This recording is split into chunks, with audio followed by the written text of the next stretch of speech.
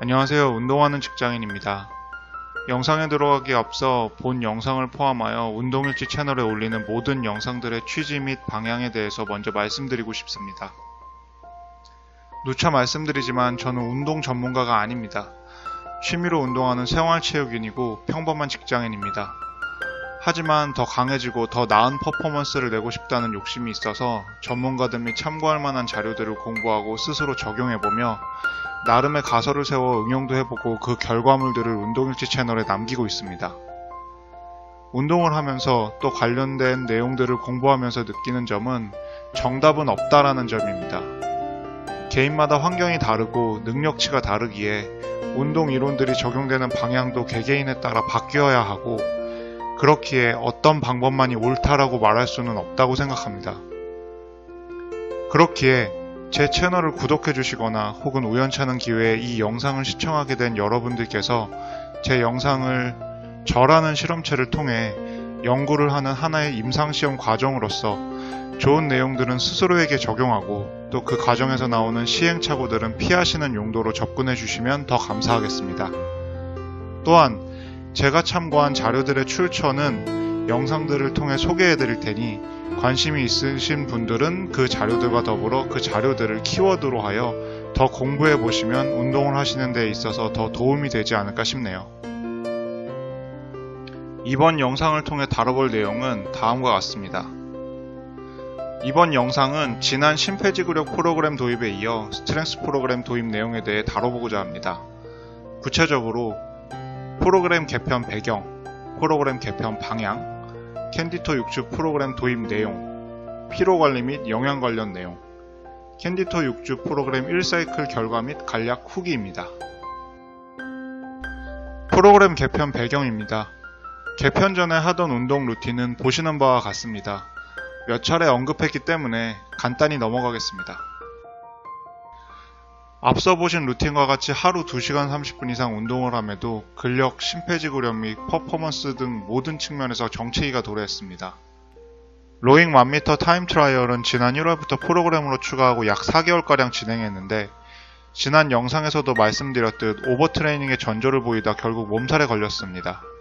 그리고는 기록이 하락했고요. 몸살 이후 공부를 하면서 현명하게 운동하는 것이 중요하다는 것을 깨달았습니다. 또한 근력, 지구력, 심폐지구력 어느 하나 포기하기 싫었고 로잉 역시 개인적으로는 정말 좋은 운동이라 생각하고 있으며 그 때문에 구입한 로잉 머신도 꾸준히 이용하고 싶어서 이 방향에 맞게 프로그램을 개편하게 되었습니다. 프로그램 개편 방향입니다. 앞서도 말씀드렸지만 피로관리, 근력 및 심폐지구력 향상, 퍼포먼스 향상이라는 방향으로 여러 자료들을 조사해본 결과 이에 부합하는 키워드가 초과회복, 점진적 과부하, 주기화였습니다. 그럼 초과회복이란 무엇인가에 대해 간략히 말씀드리면 근육은 강한 부하를 받으면 근섬유 일부가 손상되고 피로 상태에 빠지게 되는데 충분한 휴식과 영양 공급을 해주면 다음에 오게 될 자극에 대비해 근육이 현재 가지고 있는 능력을 초과하는 회복을 하고 이를 초과회복 또는 초과보상이라고 합니다. 이러한 내용을 설명하는 것이 보시는 그래프입니다.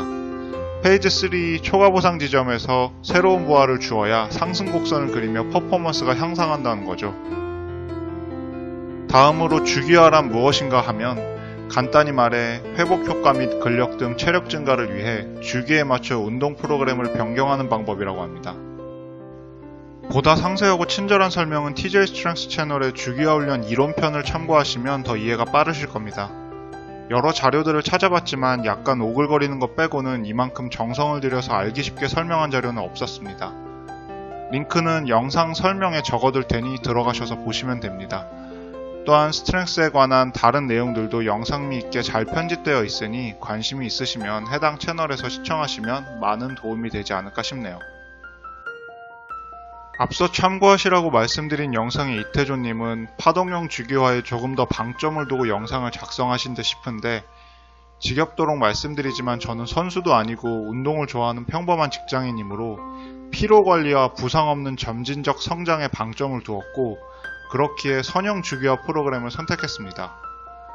물론 초과회복 시점 및 주기화 프로그램의 적정한 강도 등은 개개인의 환경 및 능력에 따라 다르고 그렇기에 더 체계적인 훈련을 위해서는 훌륭한 개인 트레이너를 고용하시거나 해부학, 영양학, 생리학, 운동역학 등을 공부하여 개인에 맞는 훈련을 설정하는 것이 가장 좋겠지만, 저를 포함한 이 영상을 보시는 분들이 솔직히 선수도 아니고 각자의 생업도 있을 테고, 또 저의 운동 모토에는 최소 비용 최대 효과도 있으므로 가장 현실적으로 앞서 설명한 이런저런 것들을 고려하여 만들어진 좋은 프로그램을 차용하는 것도 나쁘지 않은 선택이라고 생각합니다.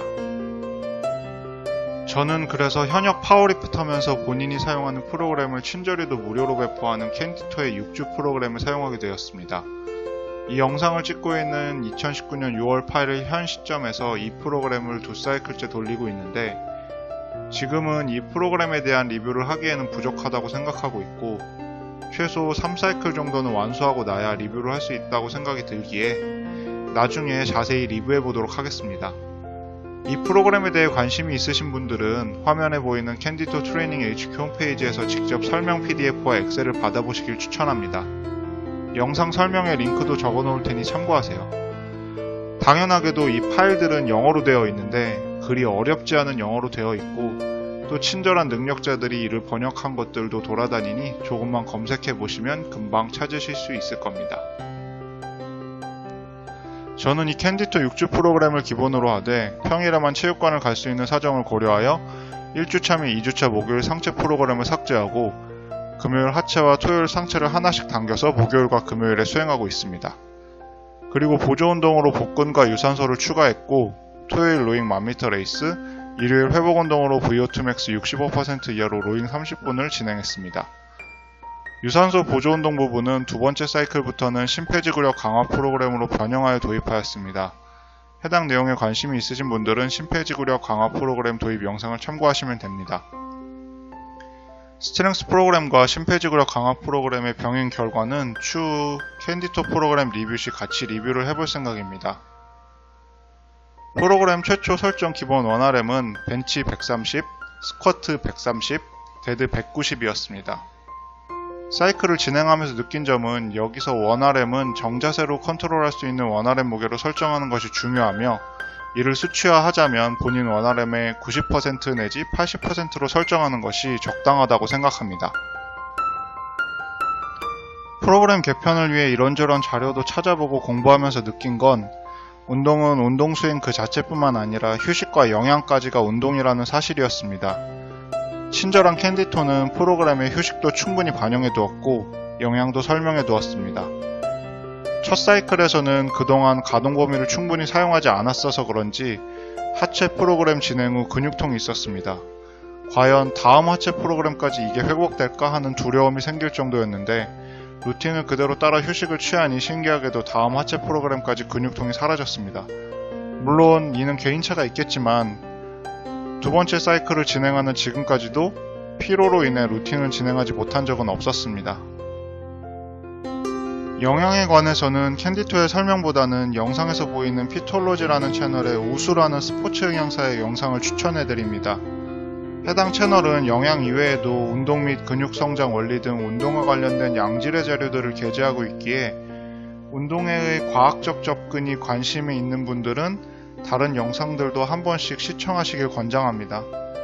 저는 영양과 근성장 관련 영상만 봤지만요.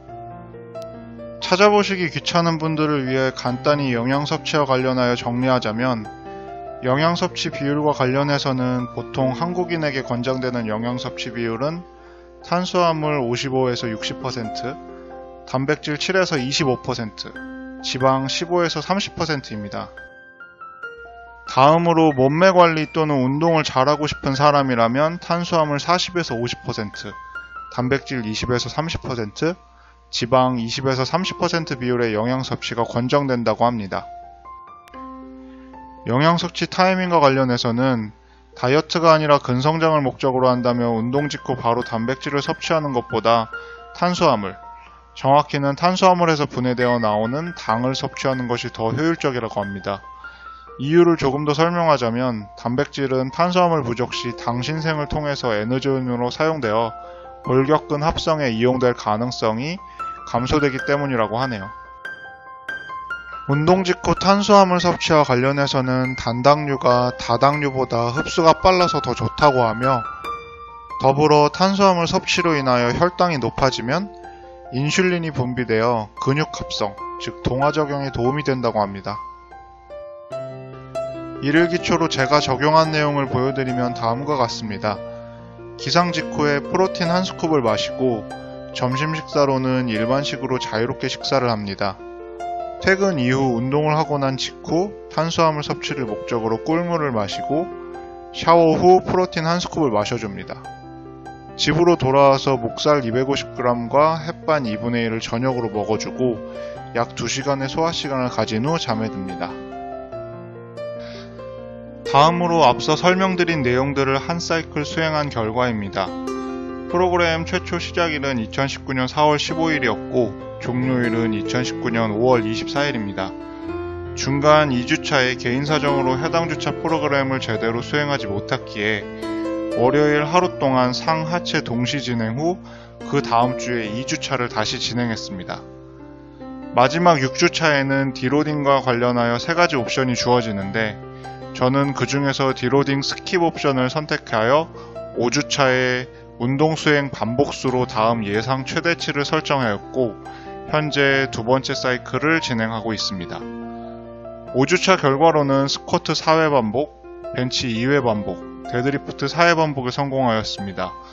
이 결과에 따라 두 번째 사이클은 스쿼트 140, 데드리프트 210으로 진행하고 있고 벤치의 경우에는 증량하지 않고 가능한 한 터치앤고가 아닌 스탑앤고의 방식으로 진행하고 있습니다.